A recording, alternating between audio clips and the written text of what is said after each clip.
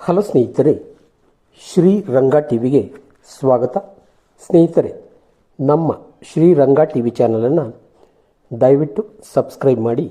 ಈ ದಿನ ಮನೋಲ್ಲಾಸದಲ್ಲಿ ಸದುದ್ದೇಶದ ಸುಳ್ಳು ಸತ್ಯವಾದೀತು ಇದರ ಬಗ್ಗೆ ಹೇಳುತ್ತಿದ್ದೇನೆ.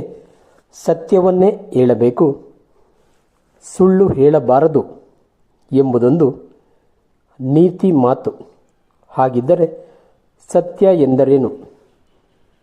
ಇದ್ದಿದ್ದನ್ನು ಇದ್ದ ಹಾಗೆ ಹೇಳುವುದು ಸತ್ಯ ಎಂದು ಹೇಳಲಾಗುತ್ತದೆ. ಆದರೆ ಇದನ್ನು ಪೂರ್ತಿಯಾಗಿ ಒಪ್ಪಲಾಗದು. ಇದ್ದಿದ್ದನ್ನು ಇದ್ದ ಹಾಗೆ ಹೇಳುವುದರಿಂದಲೇ ಕೆಲವೊಮ್ಮೆ ತಪ್ಪಾದೀತು. ಎದುರಿಗೆ ಬರುತ್ತಿರುವ ಅಂಗವಿಕಲನನ್ನು ನೀನು ಕುಂಟ ಎಂದು ಹೇಳಿದರೆ ಅದು ಸತ್ಯವೇ ಆಗಿದ್ದರೂ ಅದು ಅವನನ್ನು ನೋಯಿಸದೇ ಇರದು. ಇಂತಹ ಸತ್ಯದಿಂದ ಏನು ತಾನೇ ಪ್ರಯೋಜನ? ಅದಕ್ಕಾಗಿ ಸತ್ಯದ ವಿವರಣೆಯನ್ನು ಬೇರೆ ರೀತಿಯಲ್ಲಿ ನೀಡಬೇಕಾಗುತ್ತದೆ. ಪರರಿಗೆ ಹಿತವಾಗುವಂತೆ ನುಡಿಯುವುದೇ ಸತ್ಯ ಎಂದರು ಪ್ರಾಚೀನರು. ಇಲ್ಲಿ ಸುಳ್ಳು ಇದ್ದರೂ ಅದು ನಗಣ್ಯ. ಏಕೆಂದರೆ ಆ ಸುಳ್ಳು ಅನರ್ಥವನ್ನು ಮಾಡದೆ ಸತ್ಯದ ಪ್ರಭೆಯನ್ನು ಬೀರುತ್ತದೆ. ಇದಕ್ಕೊಂದು ಉದಾಹರಣೆ ರಾಮಾಯಣದಲ್ಲಿ ಸಿಗುತ್ತದೆ. ಸೀತೆಯನ್ನು ಹುಡುಕಲು ಲಂಕೆಗೆ ಹೋದ ಆಂಜನೇಯನು ಆಕೆಯನ್ನು ಕಂಡು ಹೀಗೆ ಹೇಳಿದ: ನಾನು ಹಿಂತಿರುಗಿ ಹೋಗಿ ನಿನ್ನ ಸಮಾಚಾರವನ್ನು ರಾಮನಿಗೆ ತಿಳಿಸುತ್ತೇನೆ. ರಾಮ ಸಖನಾದ ಸುಗ್ರೀವನಲ್ಲಿ ಅಪಾರವಾದ ವಾನರ ಸೈನ್ಯವಿದೆ.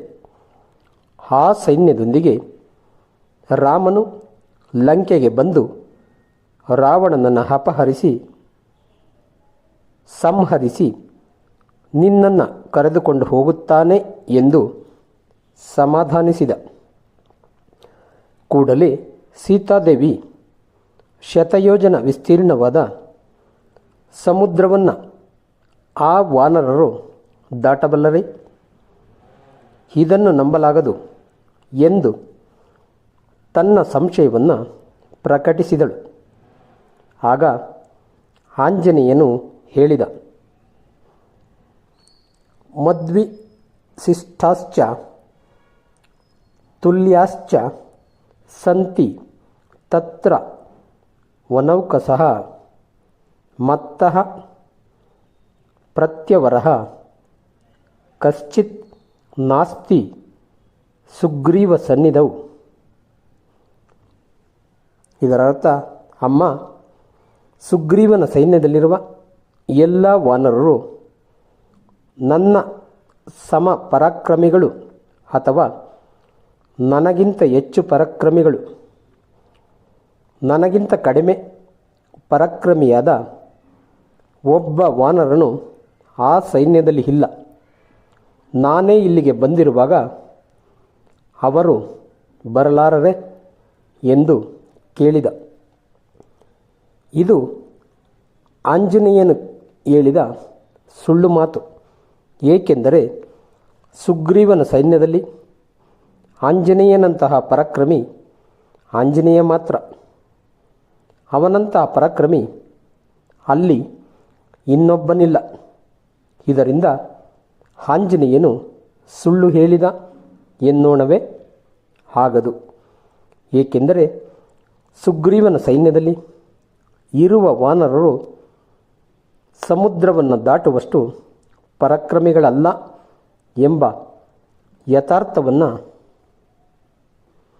ಆಂಜನೇಯನು ಹೇಳಿದ್ದರೆ ಸೀತಾದೇವಿ ಬದುಕಿನ ಭರವಸೆಯನ್ನೇ ಕಳೆದುಕೊಂಡು ತಾನು ರಾಮನನ್ನು ಕಾಣುತ್ತೇನೆ ಎಂಬ ಆತ್ಮವಿಶ್ವಾಸವನ್ನೇ ಕಳೆದುಕೊಂಡು ಕುಸಿದು ಬೀಳುತ್ತಿದ್ದಳೇನೋ.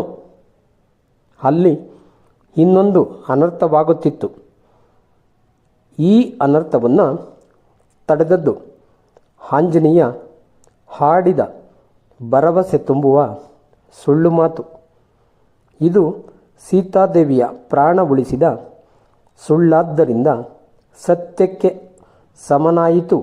ಹಾಗಾಗಿ ಅನ್ಯರ ಹಿತ, ಕಷ್ಟ ಪರಿವಾರವೇ ಮುಖ್ಯವಾಗಲಿ. ಧನ್ಯವಾದಗಳು ಸ್ನೇಹಿತರೆ. ಈ ದಿನ ಮನೋಲ್ಲಾಸದಲ್ಲಿ ಸದುದ್ದೇಶದ ಸುಳ್ಳು ಸತ್ಯವಾದೀತು ಇದರ ಬಗ್ಗೆ ಹೇಳಿದ್ದೇನೆ. ಸ್ನೇಹಿತರೆ, ನಮ್ಮ ಶ್ರೀರಂಗ ಟಿವಿ ಚಾನಲನ್ನು ಸಬ್ಸ್ಕ್ರೈಬ್ ಮಾಡಿ. ಜೈ ಹಿಂದ್, ಜೈ ಕರ್ನಾಟಕ, ಜೈ ಶ್ರೀರಾಮ್.